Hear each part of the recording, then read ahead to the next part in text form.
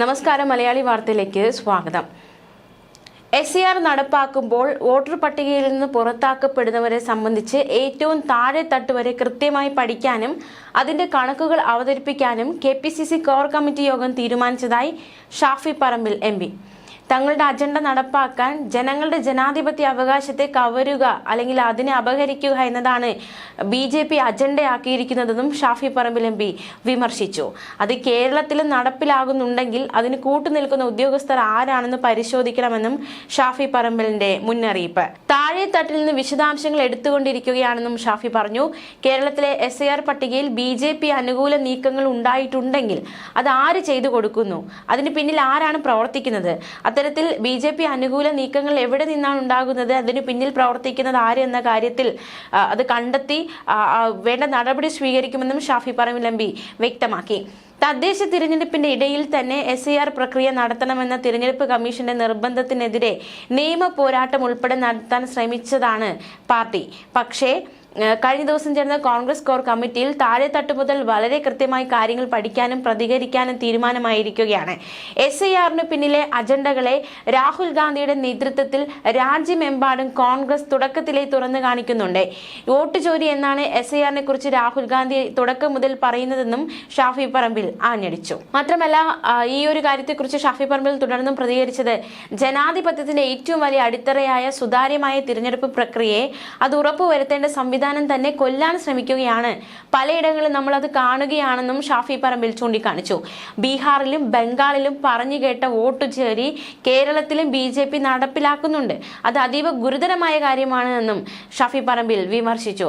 അത് ആരാണ് അവർക്ക് വേണ്ടി നടപ്പിലാക്കി കൊടുക്കുന്നതെന്ന നിർണായകമായ ചോദ്യമാണ് അദ്ദേഹം ഉന്നയിച്ചിരിക്കുന്നത്. കേന്ദ്രീകൃത സംവിധാനമാണോ അതോ താഴെ തട്ടുവരെ ഈ നെറ്റ്വർക്ക് നടപ്പിലാക്കി കൊടുക്കാൻ നിൽക്കുകയാണോ എന്നത് ഉൾപ്പെടെയുള്ള കാര്യങ്ങൾ പഠിക്കേണ്ടതാണ്. കൂടുതൽ കണക്കുകൾ പഠിച്ച ശേഷം പ്രതികരിക്കാമെന്നും അദ്ദേഹം പറഞ്ഞു. കോൺഗ്രസ് നേതൃത്വം ജനങ്ങളുടെ മുമ്പാകെ പറഞ്ഞ എല്ലാ കാര്യങ്ങളുടെ ഗൗരവം വർദ്ധിപ്പിക്കുന്ന വെളിപ്പെടുത്തലുകൾ തൃശൂർ വോട്ട് ചോരി ആരോപണം സംബന്ധിച്ച് ഇപ്പോൾ ഉണ്ടാവുകയാണ്. ഗ്രൗണ്ട് ലെവലിൽ കാര്യങ്ങൾ വസ്തുതാപരമായി വിലയിരുത്തും. അതിനുശേഷം ഇക്കാര്യത്തിൽ നിർണായകമായ പ്രതികരണം ഉണ്ടാകുമെന്നാണ് ഷാഫി പറമ്പിൽ പറയുന്നത്. എന്തായാലും SARമായി ബന്ധപ്പെട്ട് ഷാഫി പറമ്പിലിന്റെ നിർണായക പ്രതികരണമാണ് ഉണ്ടായിരിക്കുന്നത്. അതേസമയം SARൽ ഇപ്പോഴും നടപടികൾ പുരോഗമിക്കുകയാണ്. കേരളമടക്കം 12 സംസ്ഥാനങ്ങളിൽ തീവ്ര വോട്ടർ പട്ടിക പരിഷ്കരണം അഥവാ സ്പെഷ്യൽ ഇന്റൻസീവ് റിവിഷൻ നടപ്പാക്കാനുള്ള നടപടികൾക്ക് കേന്ദ്ര തെരഞ്ഞെടുപ്പ് കമ്മീഷൻ നടപടികൾ തുടങ്ങിയിരിക്കുകയാണ്. യോഗ്യരായ ഒരു വോട്ടറെയും ഒഴിവാക്കിയിട്ടില്ലെന്നും അർഹരല്ലാത്ത ഒരാളും ഉൾപ്പെട്ടിട്ടില്ല എന്നും ഉറപ്പാക്കാനുള്ള ഒരു നടപടിയാണ് SAR. ഇതുമായി ബന്ധപ്പെട്ട് ഒരുപാട് ആശങ്കകൾ കേരളത്തിലുണ്ടായിരുന്നു. പ്രത്യേകിച്ച് നമ്മുടെ തെരഞ്ഞെടുപ്പ് സമയത്തായിരുന്നു SAR നടപ്പിലാക്കാനുള്ള ശ്രമങ്ങൾ. അത് ബൂത്ത് ലെവൽ ഓഫീസർമാരെയൊക്കെ എത്തരത്തിലാണ് ബാധിച്ചതെന്നടക്കമുള്ള കാര്യങ്ങളൊക്കെ നമുക്ക് അറിയാവുന്നതാണ്. 2002 വോട്ടർ പട്ടികയെ അടിസ്ഥാനമാക്കിയാണ് SAR നടത്തുന്നത്. പുതിയ പേരുകൾ ഇടയ്ക്ക് കൂട്ടിച്ചേർക്കാറുണ്ടെങ്കിലും മരണമടഞ്ഞവർ വരെ പട്ടികയിൽ തുടരുന്നു എന്നതടക്കമുള്ള കാര്യങ്ങളൊക്കെ കണ്ടെത്തിയതാണ്.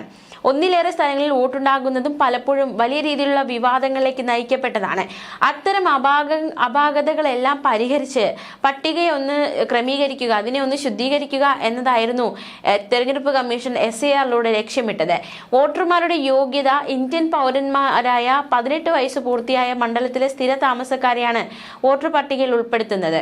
2002 പട്ടികയിലുള്ളവർക്കും അവരുടെ മക്കൾക്കും പൗരത്വം തെളിയിക്കുന്ന രേഖ ഹാജരാക്കേണ്ടതില്ല. 2002 പട്ടികയിൽ ബന്ധുക്കളുള്ളവർക്കും ഇളവ് നൽകുമെന്ന് പറയുന്നുണ്ട്. പക്ഷെ ആ കാര്യത്തിൽ ഒരു വ്യക്തത വന്നിട്ടില്ല. എങ്ങനെയാണ് SAR നടപ്പാക്കുന്നത് നോക്കാം. ഓരോ ബൂത്തിലും ശരാശരി 1000 വോട്ടർമാർ ഉണ്ടാകും. ചിലയിടത്ത് ഇത് 1200 വരെ പോകും. ബൂത്തുകളിൽ നിയമിക്കുന്ന ബൂത്ത് ലെവൽ ഓഫീസർ നിലവിലെ വോട്ടർമാർക്ക് എന്യൂമറേഷൻ ഫോമുകൾ എത്തിക്കും. പുതുതായി വോട്ട് ചേർക്കാൻ ഫോം 6ഉം ഒഴിവാക്കാൻ ഫോം 7ഉം തിരുത്താനോ വോട്ട് മാറ്റാനോ ഫോം 8ഉമാണ് നൽകേണ്ടത്. താൽക്കാലികമായി സ്ഥലം മാറി നിൽക്കുന്നവർക്ക് ഓൺലൈനായും ഫോം സമർപ്പിക്കാവുന്നതാണ്. അതായത് മരിച്ചുപോയവരെയും താമസം മാറിയവരെയും ഒന്നിലേറെ സ്ഥലങ്ങളിൽ വോട്ടുള്ളവരെയും തിരിച്ചറിയേണ്ടത് BLOമാരാണ്. കിട്ടിയ അപേക്ഷകളുടെ അടിസ്ഥാനത്തിൽ കരട് വോട്ടർ പട്ടിക തയ്യാറാക്കേണ്ടത് നിയമസഭാ മണ്ഡലത്തിൽ നിയോഗിച്ചിട്ടുള്ള ഇലക്ട്രൽ രജിസ്ട്രേഷൻ ഓഫീസറാണ്. രേഖ ആവശ്യമുള്ളവർക്ക് ERO നോട്ടീസ് അയക്കും. പിന്നീട് അന്തിമ പട്ടികയും പ്രസിദ്ധീകരിക്കും.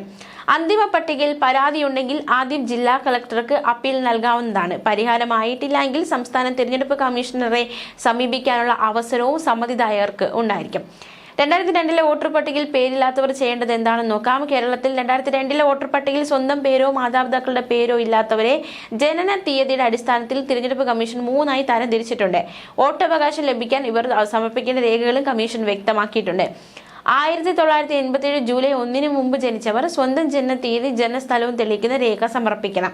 1987 ജൂലൈ 1 2004 ഡിസംബർ 2 ഇടയിൽ ജനിച്ചവർ സ്വന്തം ജനനത്തീയതി ജനനസ്ഥലവും തെളിയിക്കുന്ന രേഖ കൂടാതെ മാതാവിന്റെയോ പിതാവിന്റെയോ ഏതെങ്കിലും ഒരാളുടെ ജനനത്തീയതി ജനനസ്ഥലവും തെളിയിക്കുന്ന രേഖയും സമർപ്പിക്കണം. 2004 ഡിസംബർ 2 ശേഷം ജനിച്ചവർ സ്വന്തം ജനനത്തീയതിയും ജനനസ്ഥലവും തെളിയിക്കുന്ന രേഖ കൂടാതെ രക്ഷിതാക്കളിൽ മാതാവിന്റെയും പിതാവിന്റെയും ജനനത്തീയതിയും ജനനസ്ഥലവും തെളിയിക്കുന്ന രേഖയും സമർപ്പിക്കണം. വോട്ടെടുത്ത രക്ഷിതാക്കൾ ആരെങ്കിലും ഇന്ത്യൻ പൗരൻ അല്ലെങ്കിൽ ജനനസമയത്തുള്ള രക്ഷിതാവിന്റെ വിസയുടെ പാസ്പോർട്ടിന്റെ പകർപ്പ് നൽകണം. മാത്രമല്ല ഈ പേരുള്ളവരും അപേക്ഷ നൽകേണ്ടതാണ്. 2002 വോട്ടർ പട്ടികയിൽ സ്വന്തം പേരുള്ളവരും മാതാപിതാക്കളുടെ പേരുള്ളവരും വോട്ടർ പട്ടികയിൽ പേര് ചേർക്കാൻ അപേക്ഷ നൽകണം. പക്ഷേ അവർ അപേക്ഷയ്ക്കൊപ്പം പൗരത്വം തെളിയിക്കുന്നതിനുള്ള 12 രേഖകളിൽ ഒന്നും സമർപ്പിക്കേണ്ടതില്ല. കമ്മീഷൻ പ്രസിദ്ധീകരിച്ച 2002 വോട്ടർ പട്ടികയിൽ പേരുള്ളതിന്റെ രേഖ നൽകിയാൽ മതി. പൗരത്വം തെളിയിക്കാൻ ഹാജരാക്കുന്ന രേഖകൾ എന്തൊക്കെയാണെന്ന് നോക്കാം. സർക്കാർ ജീവനക്കാരെങ്കിൽ ID കാർഡ്, അതുപോലെ തന്നെ പെൻഷൻ പേയ്മെന്റ് ഓർഡർ, സർക്കാർ പ്രാദേശിക ഭരണകൂടങ്ങൾ, ബാങ്കുകൾ, പോസ്റ്റ് ഓഫീസുകൾ, LIC പൊതുമേഖലാ ബാങ്കുകൾ, 1987 മുമ്പ് ഇഷ്യൂ ചെയ്ത ID കാർഡുകൾ, ജനന സർട്ടിഫിക്കറ്റ്, പാസ്പോർട്ട്, സർവകലാശാലകളും ബോർഡുകളും നൽകുന്ന വിദ്യാഭ്യാസ സർട്ടിഫിക്കറ്റ്, സ്ഥിരതാമസം തെളിയിക്കുന്ന സംസ്ഥാന സർക്കാർ സർട്ടിഫിക്കറ്റ്, വനാവകാശ സർട്ടിഫിക്കറ്റ്, ജാതി certificate, national registrar of citizens സംസ്ഥാനം തയ്യാറാക്കുന്ന ഫാമിലി രജിസ്റ്റർ, സർക്കാർ ഭൂമിയോ വീടോ അനുവദിച്ചതിന്റെ സർട്ടിഫിക്കറ്റ്, ആധാർ എന്നിവയാണ് സമർപ്പിക്കേണ്ടത്. കേരളം ഉൾപ്പെടെ 12 സംസ്ഥാനങ്ങളിൽ ഇന്ത്യൻ തിരഞ്ഞെടുപ്പ് കമ്മീഷൻ വോട്ടർ പട്ടികയുടെ പ്രത്യേക തീവ്ര പരിഷ്കരണത്തിനുള്ള സമയപരിധി നീട്ടിയിരുന്നു. നേരത്തെ ഡിസംബർ 4 പ്രക്രിയ പൂർത്തിയാക്കാനുള്ള അവസാന തീയതിയായി കമ്മീഷൻ നിശ്ചയിച്ചത്. പുതുക്കിയ ഷെഡ്യൂൾ പ്രകാരം എന്യൂമറേഷൻ ഫോം സമർപ്പിക്കേണ്ട അവസാന തീയതി ഡിസംബർ 11. വോട്ടർ പട്ടികയുടെ പുതുക്കിയ കരട് പട്ടിക ഡിസംബർ 16 പ്രസിദ്ധീകരിക്കും. ഇതോടെ കേരളത്തിലെ തദ്ദേശ സ്വയംഭരണ സ്ഥാപനങ്ങളിലേക്കുള്ള തിരഞ്ഞെടുപ്പിന് ശേഷം മാത്രമേ കരട് പട്ടിക പ്രസിദ്ധീകരിക്കൂ.